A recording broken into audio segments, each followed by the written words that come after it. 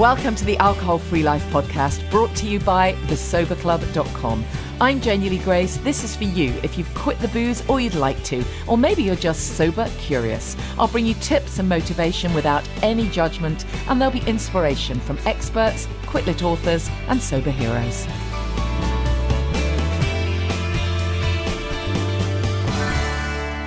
Hi, and welcome to the podcast. I hope you're having a good week. It's been an incredibly trying week for me. It's an old-fashioned word, isn't it? Trying.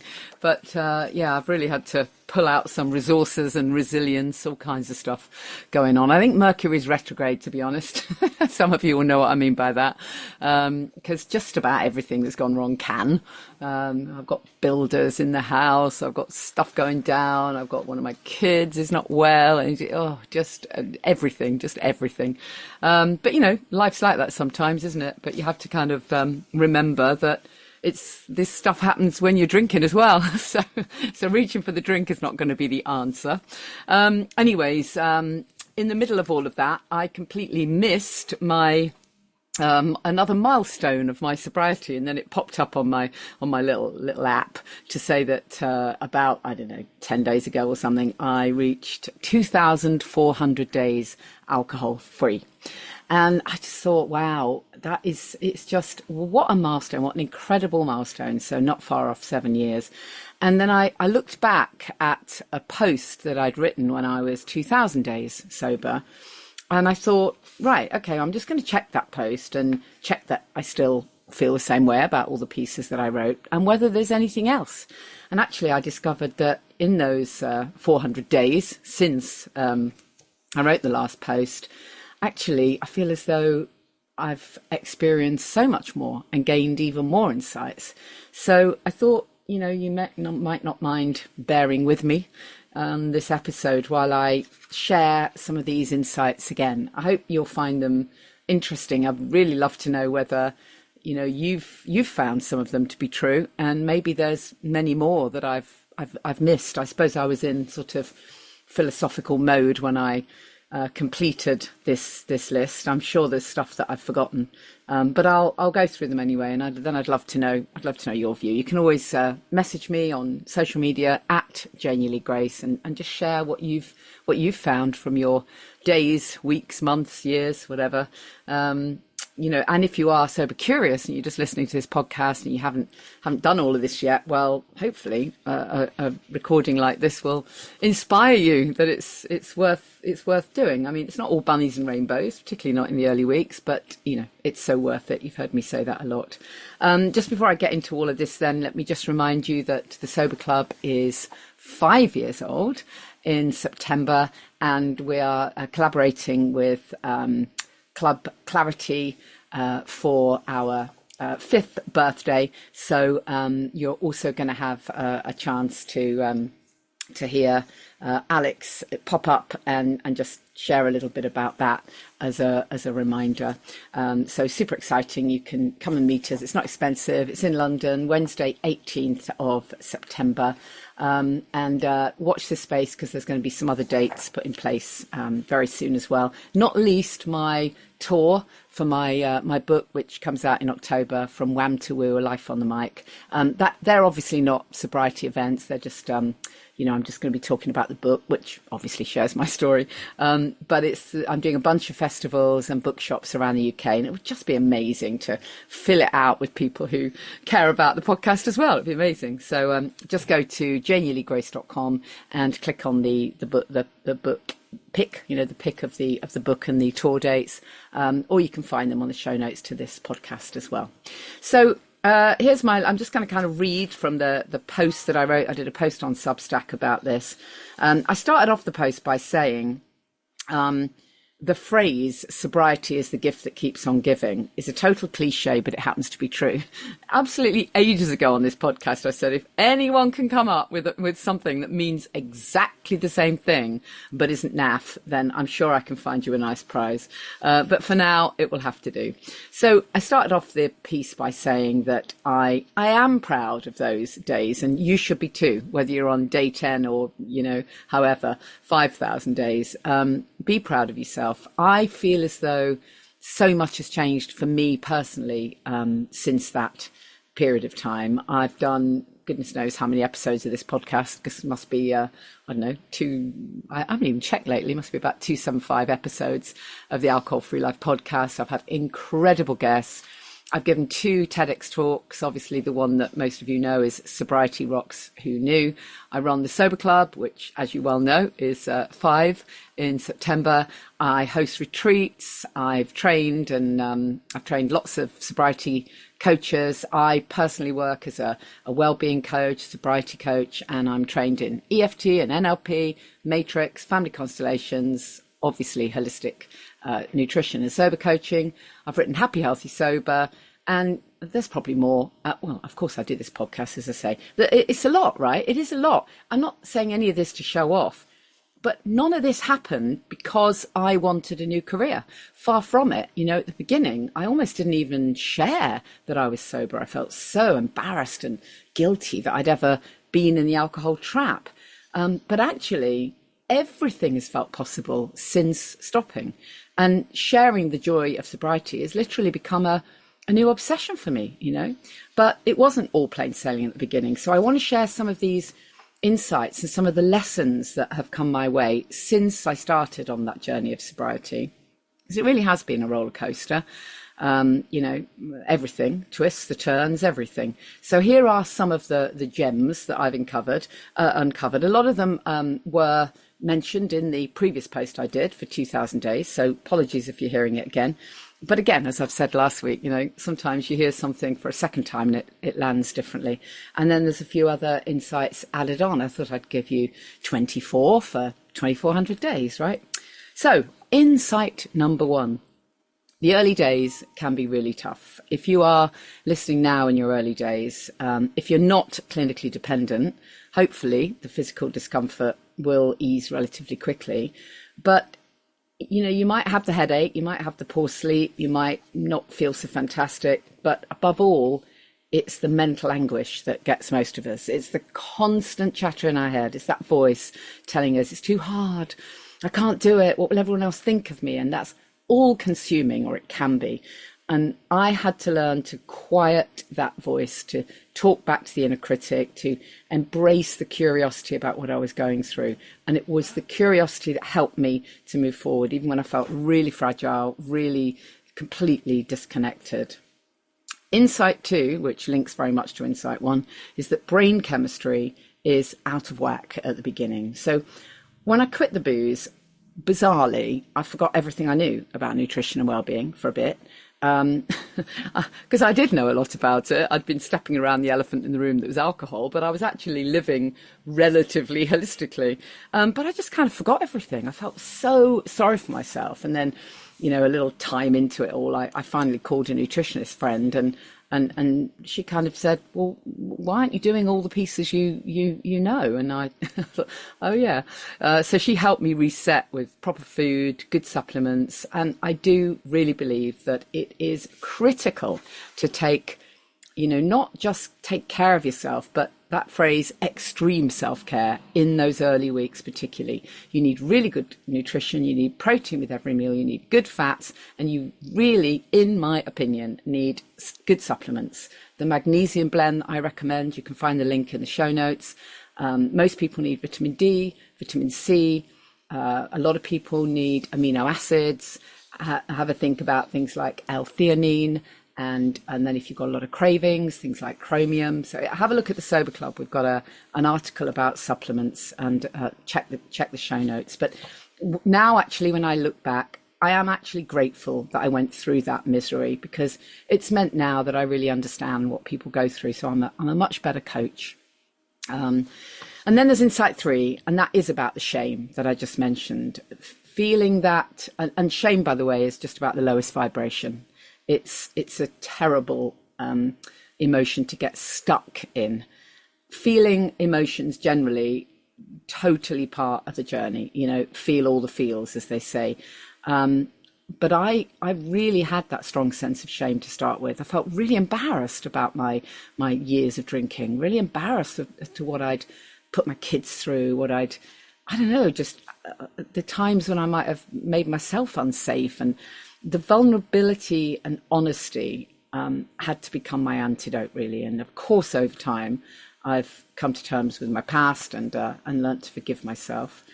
And that leads us to insight 4. And that is about self-forgiveness and the power of taking responsibility. So forgiveness is an interesting one. Sometimes there are others to forgive, but I would recommend you leave that part till later down the line. You can't start heading off making amends with someone you might have upset when you're only 3 weeks sober yourself. But the forgiveness of yourself, it's absolutely crucial. We have to understand that addiction isn't your fault. Society's normalization of alcohol plays a huge role. Alcohol is the beast here. And when you can recognize that, that can help you let go of the shame. And when you take responsibility, which is not the same as beating yourself up, by the way, it can be really empowering. So as you allow the layers of the guilt and the shame to peel away, you kind of recognize that forgiveness has to be ongoing. It's difficult to click your fingers and just forgive yourself, but it's an ongoing process, as is taking responsibility. It wasn't my fault that I was caught in the alcohol trap, but it is my responsibility to take back control of my life. And that's where things like family constellations are so amazing. Helps you realize that you don't have to carry what isn't yours to carry. On the subject of forgiveness, by the way, I've got a fantastic guest coming up on the podcast talking about forgiveness. So there's always much more to be said there. Insight number 5 is that resilience builds when you focus on what you're gaining. So you've heard me say many times, ditching the booze is not about giving up anything. There's nothing to give up. It's about everything you're gaining, the clarity, the joy, the peace of mind, and living your best life without the booze. And I did manage early on, thank goodness, to focus on what I was going to be gaining, even though I couldn't quite imagine it, rather than what I was missing out on. And I found the resilience to keep moving forward, that kind of flame of hope that got stronger with every step I took that led me a bit closer to the freedom. And now, years later, I recognize I'm so much more resilient about whatever life throws at me. You know, those people who know me well know that I've actually just had, you know, all joking aside, a really, really difficult week on so many levels. But I've got the resilience to deal with it. If I'd had a week like this 8 years ago, I would have, I just would have drowned my many sorrows in copious amounts of alcohol, and I would not have been present to deal with stuff. Insight 6 is addiction's invisible face. And what I mean by that is just that reminder that my struggle with alcohol wasn't visible on the surface. I was genuinely holding everything together. I was holding my work together, my responsibilities. Nobody knew I had a problem. I didn't ever take a day off work. I never got in the car when I'd been drinking. Nobody knew. But underneath it all, I was battling. Nobody knew what else I was going through. I didn't share it with anyone. It's only when I opened up to Claire, bless her heart, author of the Sober Diaries, because that book was the catalyst for change for me, that I was able to share it with someone. And actually sharing my struggle was a huge turning point. Insight 7 is empowerment through knowledge. And, I've said lots of times on this podcast, learning about alcohol and its effects can be transformational. I had, I probably would have said I was a relatively bright person, but I did not know that alcohol was harmful, or at least I still believed, a certain amount was good for you. And the more you get to properly understand that alcohol is a toxic, addictive substance and has zero benefits, the more you can kind of cement that knowledge, if you like. It can fuel your determination to be alcohol free. If you're still in the days of thinking, yeah, but alcohol's fine in moderation, and I just wish I could moderate, have another listen to my podcast with Dr. Anya Topiwala. I mention it all the time because it was so powerful. She explains in a totally unfluffy, very scientific way just how dangerous alcohol is, even one glass. And there is empowerment through knowing that. So insight 8, there are many shades of grey. Again, you've heard me reference Jolene Park's TED Talk many times. And in the UK, I think particularly, we still have this sort of assumption that there are just the two types of drinkers, those who hit rock bottom and those who are perfectly fine, just can't hold their beer sometimes. But of course, that's not the case. It's a spectrum. There are so many shades of grey in between. And when I realised that I didn't have to hit rock bottom before I chose sobriety, that's incredibly empowering. And I realised that along with so many other people, I was a middle lane drinker, and I didn't have to wait till it all went too bad. Then insight 9 is trusting my intuition and sensing energy. And what I mean by that is over time, I realised that I've become so much more in tune with my intuition. I really believe that alcohol dulled my ability to listen to my inner voice. Now I feel as though I can sense energy, I can sense emotions much more clearly. That sort of voice that used to nudge me at 3 a.m, reminding me to quit the booze for God's sake, it's grown louder and more persistent. So when there's something I need to hear, I can hear it. I've learned to trust it, if you like. Don't forget that our thoughts shape our reality. We are not our thoughts, but our thoughts shape our reality. So paying attention to them is really important. Connection is the opposite of addiction. That's insight number 10. As Johann Hari said in the brilliant TED Talk, the opposite of addiction is connection. It's connecting with others. We are meant to connect with others. We are creatures of connection and we need support and encouragement. And that's why I set the Sober Club up, to connect like-minded people. So there's support for whatever stage we're at. And, of course, if you're early days, there'll be masses of support for you from people encouraging you to keep going and focus on eating well and focus on self-care and look at your mindset and get good sleep and all of those pieces. But for people who are 10 years sober, there'll be something else that they want to focus on, and we can cheerlead you for that as well. And that's one of the real key things. I learned in the early months not to share tricky stuff with close family. That's not because, they didn't love me and probably would want to support me, but hadn't been there, done it, got the t-shirt. They weren't able to give me the connection and the support that I needed from like-minded people. So we all need a community of people who literally have been there, done it, got the t-shirt. So obviously I'm going to say, come join us in the Sober Club. Insight 11 is resilience is a superpower. So I've already mentioned this resilience piece, and I have actually noticed that as the years have passed, the resilience has literally become a superpower. You can face challenges with more courage, more strength than you ever thought was possible. Sobriety is the kind of foundation that the resilience is built upon. And yes, you do get obstacles, not around drinking anymore, but whatever the obstacle is, you bounce back faster and more focused, and you have that clearer sense of purpose. And then in terms of energy, I've already mentioned energy, but insight 12 is about looking into where you put your attention. So that phrase, energy flows where attention goes. Well, there's loads of different ways of saying it. But I've learned over these years to focus where I put my attention. I used to be so scattered. I used to say yes to everything and then exhaust myself. I've learned to protect my peace. I've learned to choose environments that uplift me. I try to surround myself with people who inspire me. That is not always in person, but I do believe online works. I really do. There's that amazing clarity that comes when you're sober, that ability to kind of sense the energy of a room and the vibes that people are giving off and what situations will nourish you. And now I don't really tolerate negativity in my life, even if others expect me to, because I know that what I focus on, I'll get more of. Insight 13 goes back to early days, cravings as emotional signals and the fading effect bias. That's what I called Insight 13.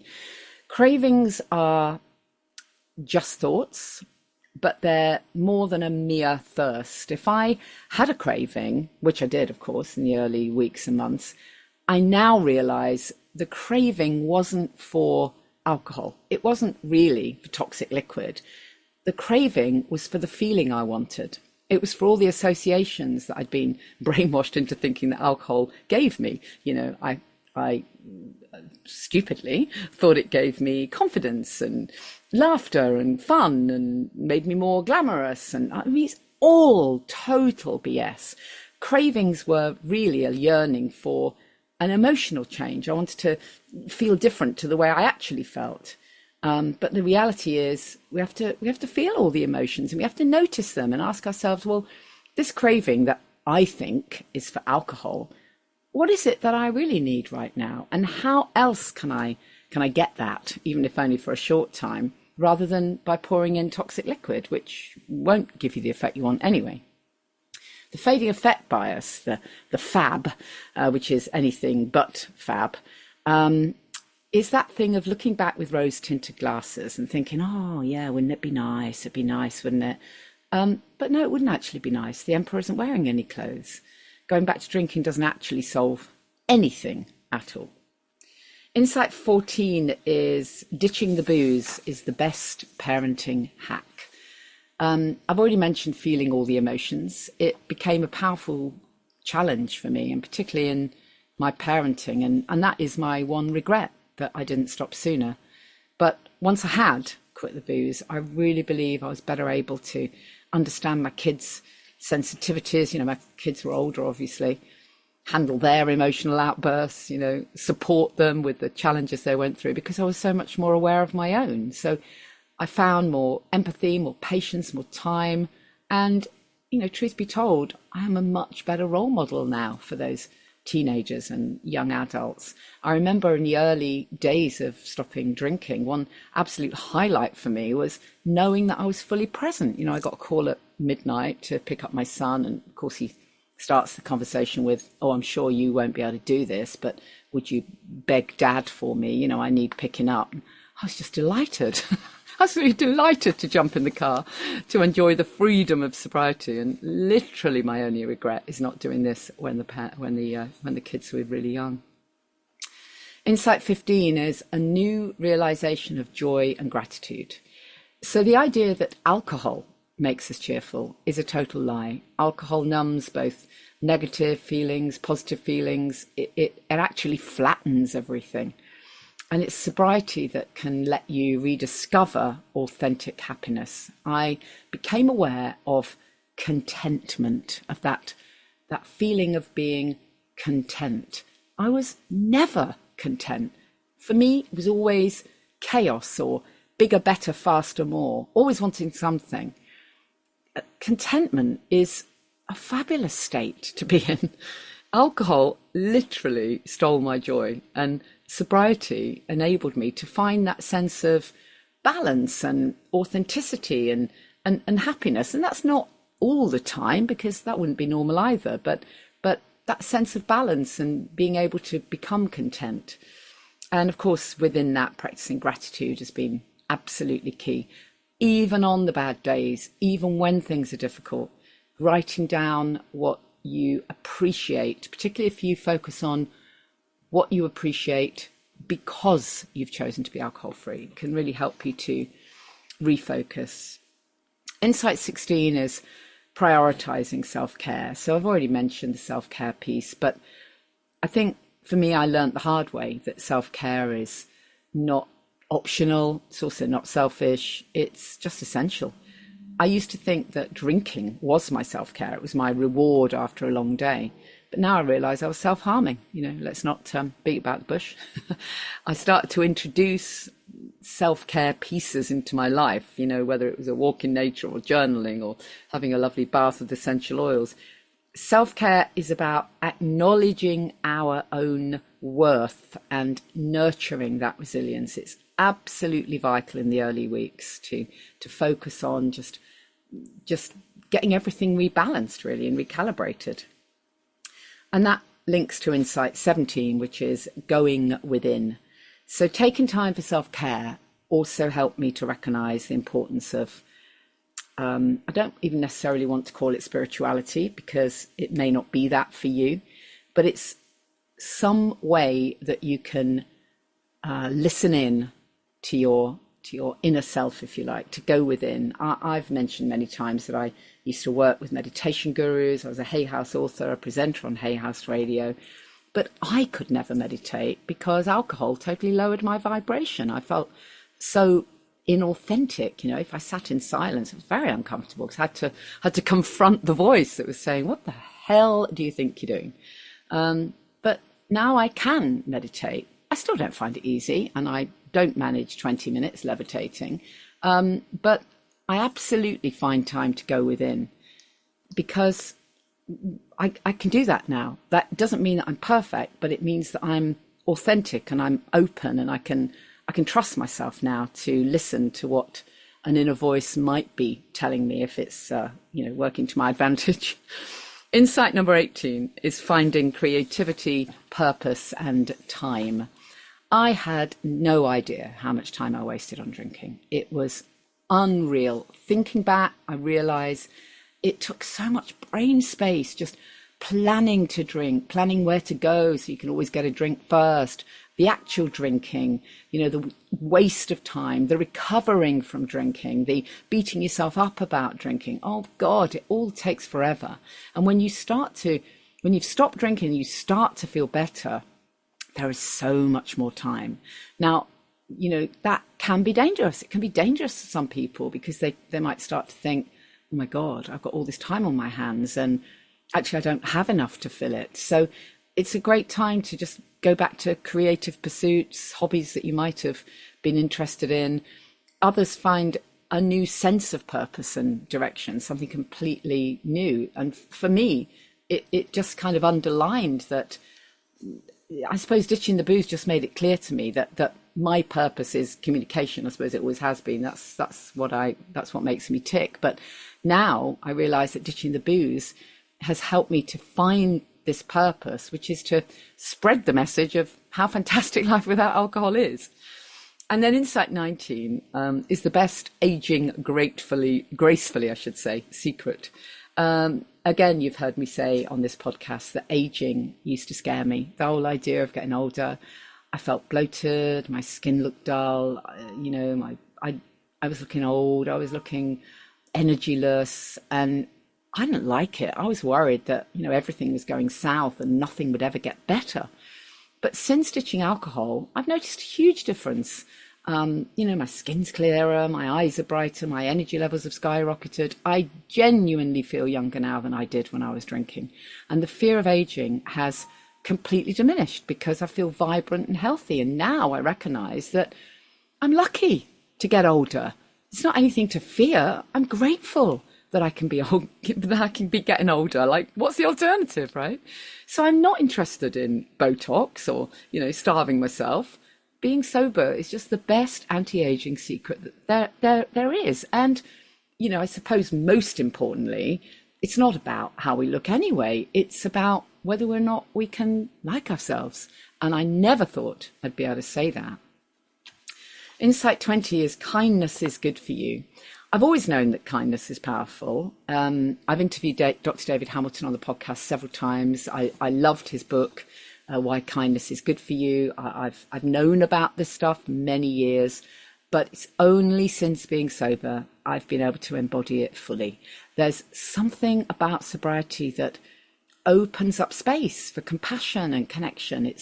It's really interesting. I genuinely believe that if more people were sober, the world would be a nicer place. The sober community generally is full of kindness. It's like that support network where everyone is cheering for each other. And as you know, if you've heard any of my interviews with David Hamilton, acts of kindness are not just good for the person receiving the kindness, the recipient. They're fantastic for the person giving the act of kindness too. And sobriety, I think, always brings out a kinder, more understanding version of yourself. Insight 21 is it's more than just a health fad. At first, I thought going alcohol-free was another health challenge. doing a boot camp or a juice cleanse or going vegan for a month. But I don't believe that now. I now realize that it's so much more than that. Not there's anything wrong with any of those things, but it's different. It's the most important lifelong decision you'll ever make. It's not just a fleeting wellness trend. It's a life-altering transformation. It underpins everything else. If you want to be healthy, if you want good well-being, you need the sobriety to underpin everything, because life gets better every year. And, I love seeing sober heroes and celebrities who celebrate their soberversaries, because, so many people kind of look up to celebs to see, how healthy and well they look. And, well, the ones who are sober look fantastic. Reaching 2,400 days has allowed me to become who I'm meant to be. So it's very powerful. Insight 22, the power of saying no and setting boundaries. This is a really important lesson that I've learned through sobriety. It's the ability to say no and set boundaries without feeling embarrassed. Before, alcohol used to numb my awareness of where I would need to draw the line. Now, without the haze of booze, I'm completely in tune with my own needs, and now I'm comfortable asserting them. So I now realize that no is a complete sentence. And recognizing that empowered me to do what I knew I needed to do: maintain the balance, protect my energy, keep healthy relationships. It makes such a difference. And I no longer feel guilty about saying no. Sobriety has allowed me to develop the kind of a self-respect that comes with setting those boundaries and really truly honoring myself. Insight 23 is reconnecting with nature. I know this one sounds so obvious, doesn't it? But for me, it was a really big one. I found myself, instead of just talking about it, it was what I used to do. I used to write blog posts on the power of nature and, the power of going and being by the sea, which is something I've always loved. But I used to talk about it a lot, but I didn't actually do it. And now, instead of, sitting in pubs and waking up hungover, I really can embrace the beauty of being outdoors. And that isn't always, tremendously long walk. I don't always get to the sea, but there's something about just getting to the green, if you like, that can help give you a sense of peace and clarity. Just breathing in the fresh air, honestly, it just feels amazing. And I'm sure I mentioned on the podcast that when I'd been sober for a couple of years, I think it was, I went on a retreat, and I was offered a forest bathing session. The group were going to go and do forest bathing. And I remember looking at the itinerary, and it said something like meet at midday. And then the next thing that we were doing was at something like 5:30 p.m. And I remember thinking, oh my God, seriously? You want me to walk through trees for 5 hours? You have to be kidding me. But actually, it was amazing. It was incredible. It was such an amazing healing experience. 24, Insight 24, the last one for now, is the joy of deep sleep and routines. One of the unexpected gifts of sobriety has been rediscovering the joy of really amazing, deep, restorative sleep. I suppose I used to say that I slept well, but I now realize that alcohol robbed me of that quality rest. So I was always kind of exhausted and sluggish, if truth be told. But now my sleep really is undisturbed. I wake up feeling genuinely refreshed, and it transforms your mornings. You don't have to drag your sorry ass through the early hours. But I do also think bringing in a little routine is part of it. So even if it's for a very short time, when you first wake up, have that focus on being mindful, on creativity, on setting intentions. That's the really big one for me. Along with morning routines, I would add in the importance of ritual. And, well, I always talk about alcohol-free drinks. Keep the ritual, change the ingredients. But whatever other rituals work for you, I think it's really key to set them in place. So if you have a little ritual that's powerful for you, a mantra that you say, you might light a candle and focus on something, keep doing that. That stuff is really powerful. So to conclude then, in the 2,400 days since ditching the booze, I have learned that life isn't without alcohol, it's not just possible. And, because I used to think, well, I suppose I might be able to do it, but God knows if I'll ever enjoy myself again. But I now realize it's the better choice. It's extraordinary. We are literally the lucky ones. Every step of it's been transformative, really. And the insights I've gained have just reshaped my life in ways that I just honestly couldn't have imagined. It is about so much more than quitting alcohol. And of course, these insights are just the tip of the iceberg, really. There's so much more to come.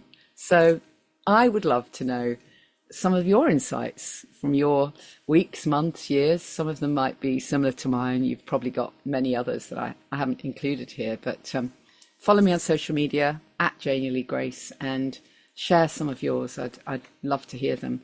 If you are early days of sobriety, if you really are just thinking about it, or you're a few days in, I really hope some of this might give you some inspiration, because, at the beginning when I started out, I didn't feel as though I had enough to look forward to, but there really is, it's the gift that keeps on giving, as they say. Please come up with a better way of saying that for me. And don't forget, please join us in the Sober Club. It's full of support, full of amazing connection, and a whole ton of well-being stuff in there. So you really can focus on living your best life without the booze. So hopefully most of you know by now that we have the Sober Club's 5th birthday coming up, and I'm so pleased that we're doing a joint thing with Alex from Club Claritee, and I thought we've got to get Alex back on so we can plug it together. So Alex, thank you for coming back on the podcast. Let's just have another quick rundown of Club Claritee. Just remind us again what you guys do, because in addition to the thing that I'm doing with you, you've got loads of stuff going on. Yeah, well, to be fair, thanks for having me again. I'll be honest, I'm really excited about the collab. Your 5th-year birthday is amazing, and obviously, no birthday party can be a birthday party without some surprises. So there will be surprises that are happening on the 18th of September. I'm not allowed to tell you because you're the birthday girl, but there will be some amazing surprises, some Club Claritee spin-on things. Just remind us what kind of events you guys do, because just in case anybody didn't hear the last podcast we did. Yeah, so we basically, the collab one we're doing, 18th of September, we've got a DJ to the stars who's done celebrity weddings. He's played for the royal family. We're flying him over from Ibiza. He's a personal friend of mine. We've got the W Hotel in the iconic W Hotel, Leicester Square, London. Mocktails, all alcohol-free alternative drinks. And we also always put a Club Claritee spin on it and have some surprises, bit of gameplay, bit of fun. Could be some other performers there. We'll have to wait and see. We're chatting to a few people at the moment, and it's just an opportunity for anybody and everybody to get together and have an amazing night, all alcohol-free. I mean, some of your videos are fantastic. You do some great videos to promo the nights, and it just makes it look just so incredibly fun, and glamorous and fabulous and vibrant, and all the things that certainly 7 years ago I never would have associated with being sober, right? and that's the thing, isn't it? That's the thing, that people have still got this perception that you can't do all the amazing stuff, that you can't have that amazing time when you can. When you can, we've got, a world-renowned DJ. We've got an amazing venue, an iconic venue in Leicester Square in London. We've got, some surprises that will be revealed on the night. We've got 2 amazing communities coming together. Why on earth would you not be wanting to join us? Yeah, I know, it's fantastic. It's really great. Well, I'm really looking forward to it. So obviously I'll put the link to where people can get tickets. So that's Wednesday, the 18th of September for that night. And then just give us another plug for the event that you're doing, the Shine event. Tell us a little bit more about that, just in case anyone missed the last podcast. Yeah, so the Shine Awards is the UK's first company alcohol-free awards night, but we've put a total spin on it and basically we have created an opportunity to showcase and raise money for the charity NACOA, which is the National Organisation of Children of Alcoholics. They do amazing work, all privately funded. Nothing comes from the government or anything. And basically, so we're building awareness, raising awareness and helping to raise funds for them.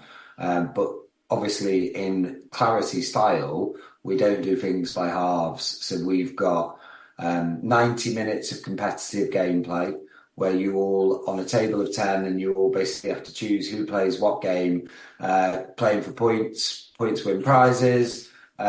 We've got live singers, live entertainers. We've got a massive headline DJ. We've got a radio host coming to basically host the entire night. We've got some other games. We've got some other surprises, all black tie, 3-course amazing meal. Basically, it's probably, it's one of those that you really do not want to miss.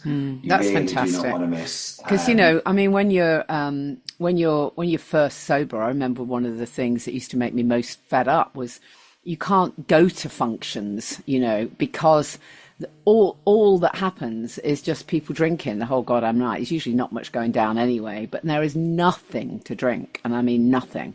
And it's really annoying, and you get really fed up that you're treated like a second-class citizen, whereas you're putting something on and everyone can enjoy it, right? Oh, listen, and I'll be honest, the actual atmosphere is amazing because everybody is on the same level. Everybody's on the same level and same engagement. Everybody, is enjoying themselves as their authentic self without any, substances in the body. And the enjoyment is actually really real. Yeah, engagement's really real. You can feel the vibe in the room a few times. And they can get home safely and go to work the next day. Exactly. Which is why workplaces benefit, right? The more of us that actually quit booze. Exactly, which is what I always say to everybody. I give you the challenge of coming to one of our events, waking up and seeing how you feel the next day. Yeah, exactly. And that's the 11th of September, is that right?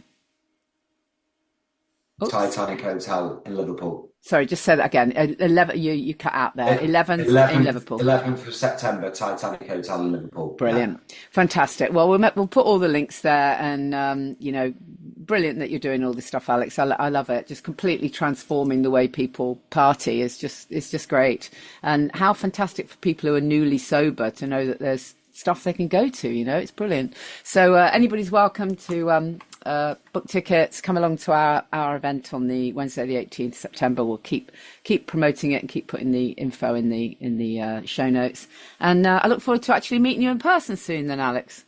Exactly. And I guess my parting note was, as soon as I came into sobriety, I said that my life is not going to be boring. Yeah, dead right. Just because I don't drink, and I am creating opportunities and choices for everybody and anybody to come and have an amazing time. Brilliant. Fantastic. Thanks, Alex. Thanks for joining me again. Thanks, Janey. Take care. See you soon. So check out the show notes for that link to our event with Club Claritee. Click on the Eventbrite link that goes to Wednesday 18th of September, because Club Claritee do have other events as well. Wednesday 18th of September, it's in London, and make sure you check in with thesoberclub.com/events for some other things. There's a whole bunch of my book tour dates there as well, but I'm going to be putting in place a couple of other retreats in due course. So if you're doing this hard thing, give yourself a massive hug, and I'll see you same time next week. Thank you for listening to the Alcohol Free Life podcast, brought to you by the Sober Club. Please rate and review. And if you want support, accountability and inspiration, and you want to live your best life without the booze, check out thesoberclub.com.